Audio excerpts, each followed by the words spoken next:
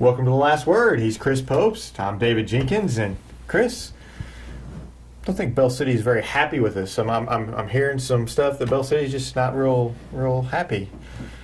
They should be. They're district champions, sectional champions, if you will. I always think it's kind of cute whenever the fans, especially small schools, if you don't pick their team for some reason, they take personal offense to it. I mean, it's like we know nothing. We absolutely you don't know anything. We're amateurs, man. We're amateurs, man. We don't know anything. But I'm gonna go on record. I didn't pick you to win and beat Orion just because Orion is Orion. You don't. Just common sense. You don't go against a team like Orion that's won 4 straight, and granted they're not the team. A couple years away from a state title, and Bell City. I mean, when's the last time? It was over 20 years ago before they've had 25 years ago is when they won a district championship. Now, you did.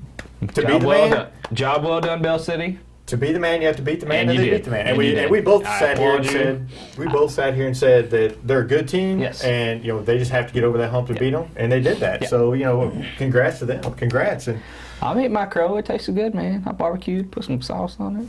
Yeah, I don't drink Kool-Aid though. I know all about Jim Jones. And Hey, I don't drink Kool-Aid. I asked about my Kool-Aid. He said he was gonna mail it to me.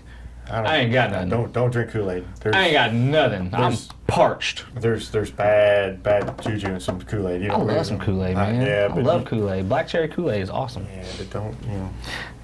Anyway, Bell City, they beat Gideon pretty handily, 9-0 in their sectional. They got Dora the Explorers coming up in their today, actually, while almost close to filming time here for us. But got Dora in the quarterfinals, chance to go to the state championship semifinals.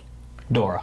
What about the Explorers? I don't know anything about the Explorers. Nobody knows anything about the Explorers. They're out there exploring out over on the west side over there. When you're this, everybody you play is going to be good when you're at this level, and you really don't know what you're going to get, from other teams, because we don't. It's baseball. It's not like football or basketball where you get, big reports on them and everything.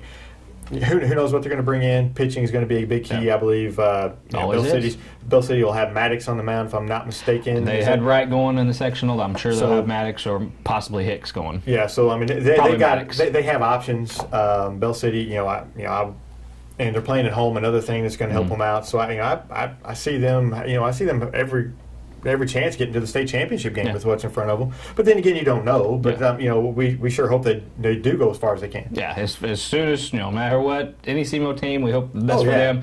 I do, just looking by records and just opponents and what's in front of them, I see them possibly making a championship game. Now, once they get to that championship game, they got to go against the #1 ranked team in Class 1 in New Franklin, I believe. New Franklin.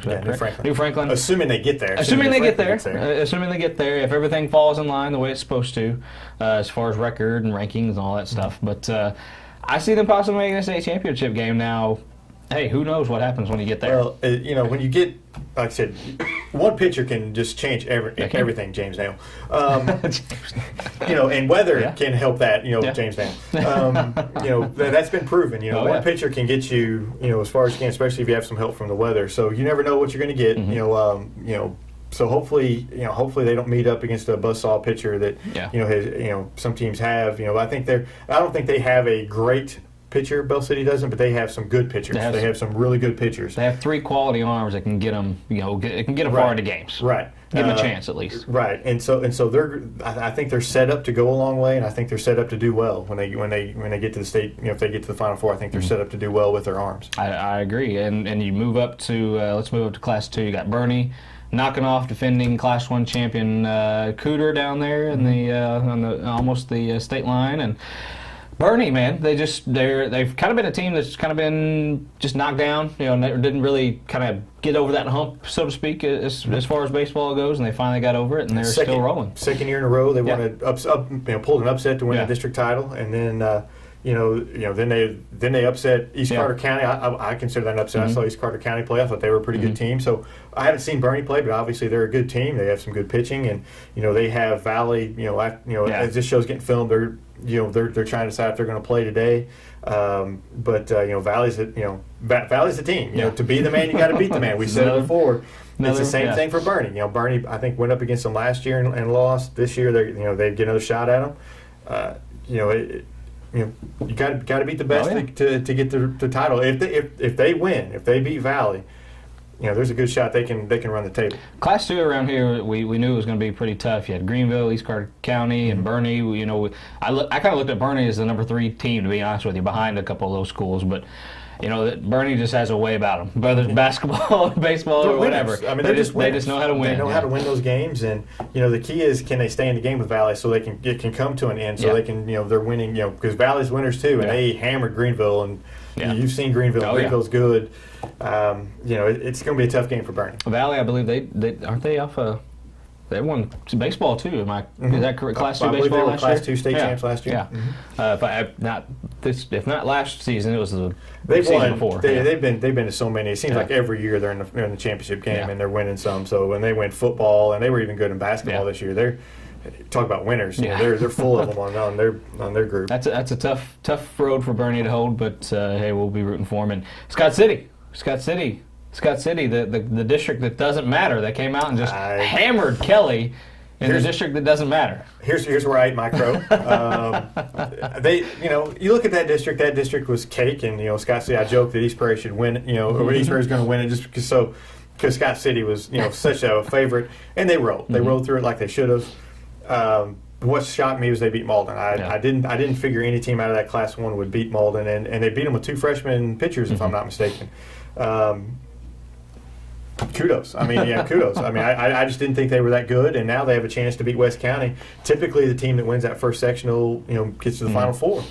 West County, they're a good team. There's a lot of good baseball up around that area, but good for Scott City. I like being proved wrong. They proved me wrong. Well, they're a team that kind of look at just looking at schedules and just looking at records, because we just frankly just don't know a lot about baseball teams that outside of our area. But Scott City is another team that's got a chance to actually make a championship game. But New Madrid, I thought, had an opportunity to go up there and make a championship game too. I think it was their first year, possibly their second.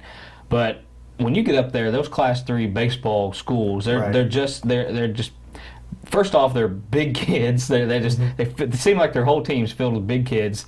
They know how to hit, for one. They're hitters, and it's just a different ball game when you get up there. It just really is. Nobody really understands how much of a difference competition is once you get up there. Like we talked about, Bell City has 3 quality pitchers. As you get the bigger classes, you need those. Oh yeah. You need those big arms. You need the big arms because everybody can hit as you get them. Seems like the bigger the class, the better the teams are, like you said, and the more they can hit. So you need the bigger arms. But Scott City, like I said, freshman pitchers, you just didn't expect from Scott City from the season they had. They won some games. They played 30 games. They played 31 games now heading into the quarterfinal game. That's a lot of games. That's a lot of games, especially with the weather. They've got a great field or great drainage, or it's just not rained in Scott City or something, because it's and those games pay off. When you have a lot of games in you, you're more seasoned, and it shows. Yeah, and hey, I just got Trent Popes is the Scott Mississippi Conference Player of the Year. I don't know him from Adam. He doesn't know me, but he's got Popes, and I'm sure we're related. So I'm taking kind of some credit for that. There you go. I'm sure there's something of you that is got to him just through the name. We're family, dude. It's just I'm pulling for you. Popes has got to stick together. Okay. Yeah. Now speaking of, we got Notre Dame. Notre Dame just hammered Potosi in their sectional. They play tomorrow or today when you're watching this. They'll play Clayton, who knocked off Westminster in the district semifinals, I believe. So. As some say, Clayton is having a historic year. But what Notre Dame can, Westminster out of the way, they can kind of get to the Final Four and maybe get that state title that's kind of eluded them lately. They definitely have the pitching. Most definitely. Rupp pitched their sectional last. He just kind of, I wouldn't say breezed through, but he had an easy time getting through Potosi. Bats kind of came alive in the 5th inning, I believe, for Notre Dame. Seventh inning. Excuse me. 7th inning. Whenever they brought in Potosi, brought in their Coleman, who's going to, I guess, Missouri State, I believe, going to Missouri State to play baseball, and they got him for 8 runs in an inning. Welcome to Missouri State. Yeah, welcome. But anyway, I mean that's kind of like a team like Bell City. They have, unlike Bell City, Notre Dame has that one star and Rupp who can win you any game he goes out there, and then you got some other guys that's just not too far behind him that it's just pitching. I mean they've proven it all year, and it seems like simple. That's all we say is pitching, but that's all it is. I mean to have a good run like that, you got to have arms, and especially in the format that it's in and the games that's played, and it's just. You got to have it, and Notre Dame has it, and Bell City is a team that has a chance to do it. I think a lot of three of our 4 local teams, I think, has a shot to at least get to a state championship game. We're leaving out Jackson. Jackson plays Lindbergh in a sectional. They still haven't played their sectional, whenever we film this. Class 5, man. It's tough. That's just different. Yeah, and Jackson just suffers every single stinking year. They seem like they got a great team around here, and then they just go up and just get baseball and basketball and football and every sport. It's just just different animal, man. It's just tough, really, really tough, and that's hard for me to kind of grasp coming from a small school background. I've seen it more now in this job and getting to view some bigger schools. I'm like, I would not want to be. Yeah, it's a whole different ballgame. Absolutely. You get up there, and it's tough, but good luck to Jackson as they go on. We kind of transition. Sykeston girls soccer team. They are going to be in their first ever girls quarterfinal game on Saturday when they host Webster Groves. Webster Groves. 26-2, pretty 26-2, they're pretty good. Beat the defending Class 2 state champions last year, Visitation Academy 1-0 in their sectional. Coming to Sykeston, that's a little bit of an advantage for Sykeston, I would think, but Webster Groves, they have proven they're just a big St. Louis school that's been there before. Congratulations, Sykeston girls. Hopefully they do well on Saturday. It's been as some would say, a historic season for Sykeston girls. I'd say it's definitely a historic season. Congratulations to them. Hopefully they do well on Saturday. And Tori Helms, the single season scoring champion for Sykeston, scored as many goals for any. She's only a junior, so that bodes well for the future. And they've got a lot of injuries and a lot of sophomores and stuff coming up, so they're going to be okay. Coach Gabe Dominguez kind of had to navigate some injuries and everything to get them to this spot, but they're still in the spot, and hopefully they're going to be okay for the next few years as far as competing for district titles and things like that. But so who takes over at Scott County Central now? I was getting ready to ask you. Scott County Central, their job's open. I hear Scott Edgar may be going to Saxony. Is he a candidate? Hey, would you rather go to Saxony or Scott Central? If you're any of those teams, I don't think you want Scott Edgar as head coach.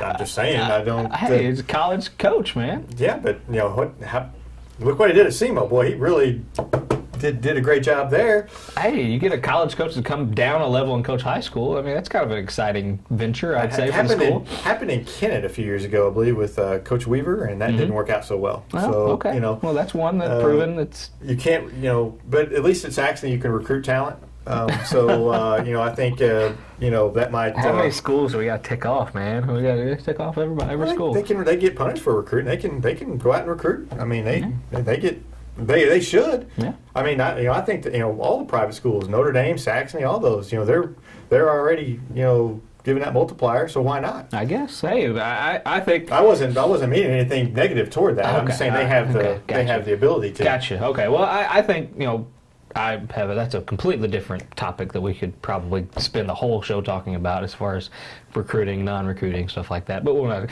Scott Central, who's taking the job, man? I have no idea. You're the Scott Central guy. You're supposed to be telling me. I don't know. I don't know anything officially. I've been told they're just going to do what they normally do, put out the job, see what they get, and pick from there. But I know a few Scott Central guys that's probably in the mix as far as that goes. Scott Central kind of likes to keep things close to home. And Coach Frank Sable was a little bit out of the ordinary as far as a guy. He was an assistant who got there and just kind of blended in that way. I'm not saying he didn't deserve it at all, because I think he was one of the better coaches they've had, to be honest with you. A lot of people don't really like the way he did things, but who cares? I mean, the guy won 2 state championships. No matter how it's done, it's not the Scott Central way.